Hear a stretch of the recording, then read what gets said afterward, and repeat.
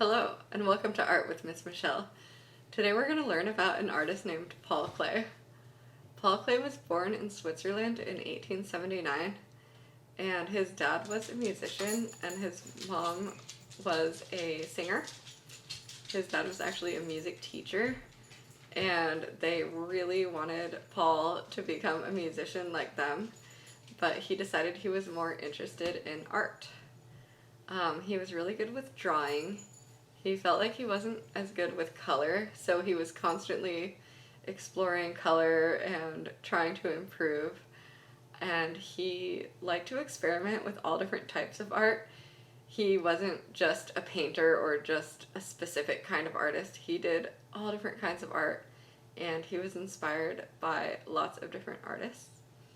And he used all of this art knowledge to create his own unique style. And his style was kind of dreamlike, and he liked to draw just like different kind of unique, interesting stuff. He drew animals and people and buildings and landscapes and pretty much just whatever his imagination was inspired by at the time. He had lots of friends that were artists, and he actually taught art at a very famous art school called the Bauhaus in Germany. And he made over 10,000 paintings or pieces of art in his lifetime, because he didn't just do one style of art. He did painting, oil painting, watercolor painting, ink, pastel, etchings. He used spray paint, knives. He used canvas, fabric, burlap, and cardboard to paint on. He used wallpaper, newspaper, pretty much whatever he could get his hands on. So we're just going to do an experimental project today in the style of Paul Klee. So for this project, you can use pretty much whatever you want. I have some paper and colored pencils and pastels. If you want to try painting, watercolor, or any crayons or whatever you feel like using, or if you want to mix a bunch of different things together in the style of Paul Klee, that would be very appropriate for this project. Okay, so this is one of Paul Klee's most famous pieces of art. It's called The Cat and the Bird, and rumor has it that he would use his actual pets to pose for him, so this might have been one of his pet cats that he had. So I'm going to show you kind of how to do this, and if you want to do a different animal or change it and make it your own, you can do that.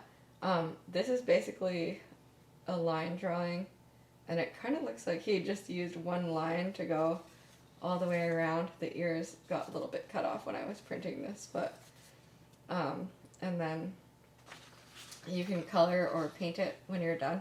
So I'm going to start with the nose. He has a little heart nose for his cat.